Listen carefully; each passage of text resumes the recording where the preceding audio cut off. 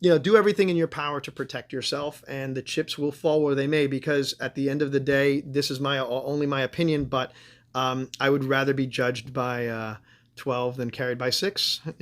So. Ooh, I like that. I like that. that. But that's just a personal opinion. It's not legal advice. Yeah, love it.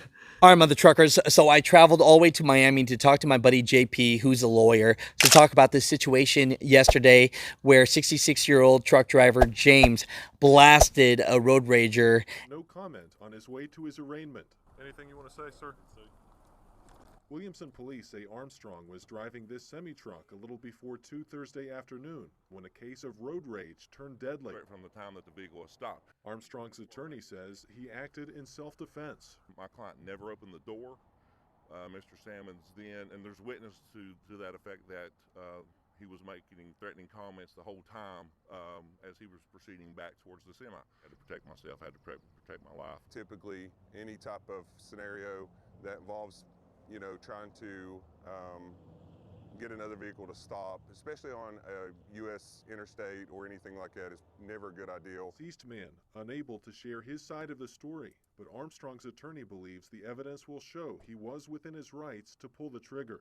And now, he's arrested and he's in jail. So I just want to know what his opinions about this are. Let's see if we can get some answers.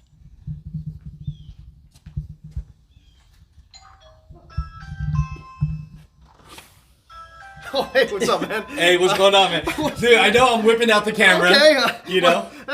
Hey, guys. I wasn't expecting you showing up like this. JP's a good friend. He's a lawyer. He's the Florida lawyer as well. So we traveled here today to try to get some information about a case.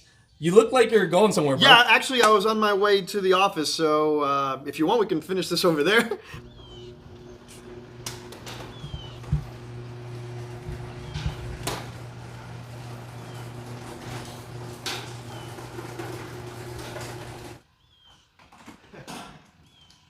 Bit of an upgrade since the last time you were here, huh? I'll tell you, man.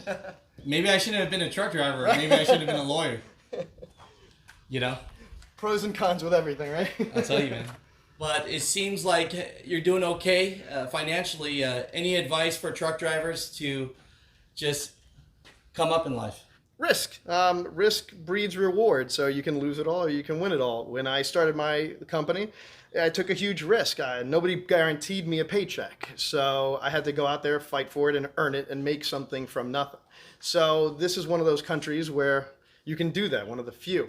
And thankfully, thanks for that, we live in the USA, and somebody like me who came from nothing can get to that 1%, can get to that percent where you can own something like this by working 20-hour days at something that you like doing.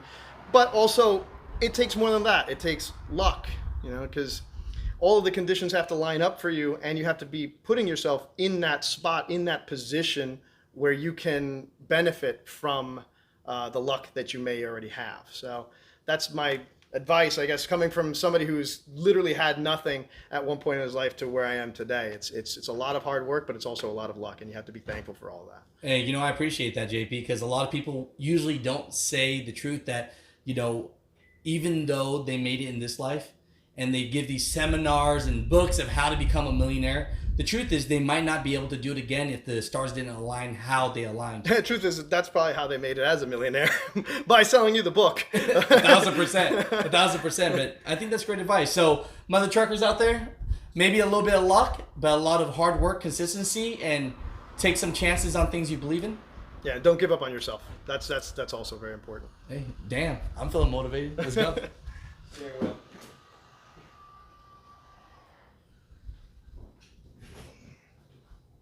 Give me a second before you close it. Let me get.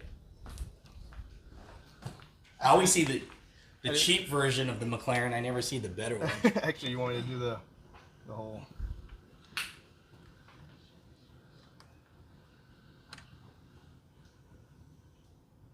That's cool, man.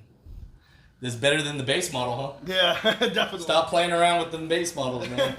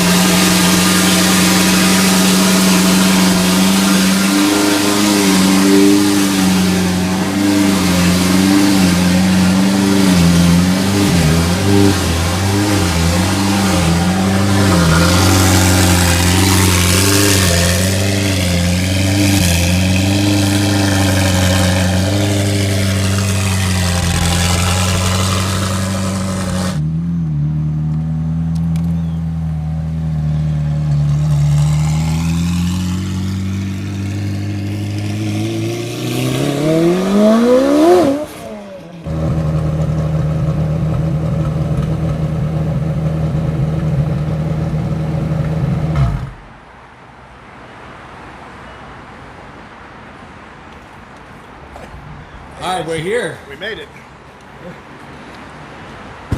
I'm driving my camera today, so it's not easy to catch up with you. So, you know. What are you talking about? I was behind you the whole time. Let's walk. Let's walk. We're hanging out here with Hey JP, Mr.goddamnit. Hey, y'all already know what time it is, man. You know, if you guys want to look up everything cars, man, this guy got cool YouTube, cool TikTok, man. Hey, big shout out to the homie, Mother Truckers. You know what I'm saying? Put me on the YouTube channel. We're taking this to the next level, man. We're Good.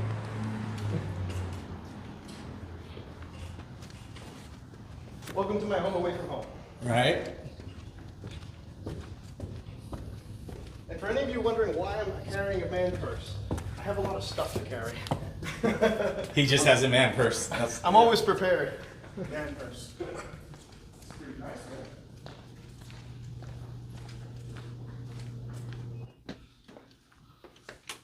Look at all the stuff we have in common, man. Before we even get to it, I mean... We've all been nationally ranked top. So. Right? Look at this. So show off some cool stuff real quick, because this is the stuff I love.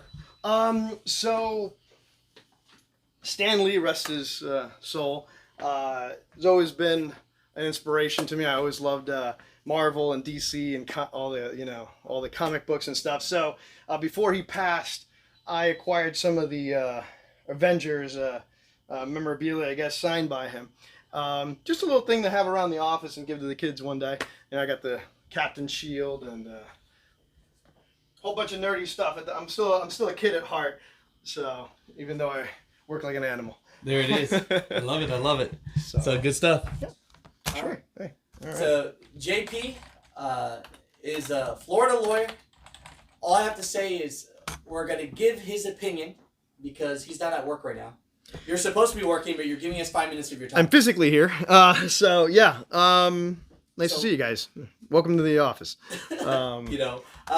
So yeah, you had some questions for me, and I wanted to give you a proper answer since I'm here. Yeah. Tell me. I saw a bit of your video. Yep. I'll tell you a little bit about it. 66-year-old James Armstrong was out there in Charleston, West Virginia, and at that time he's driving. There's some type of altercation. Now there's some type of road rage going on, and then Eric Sampson is in a small Chevy red, one of those Cruise, one of those small cars, and at one point drives fast enough to block him on the interstate and block his semi-truck. And so at that point, Eric gets out of his Chevy Cruise and goes up to 66-year-old James Armstrong and pulls on his door while having some words for him.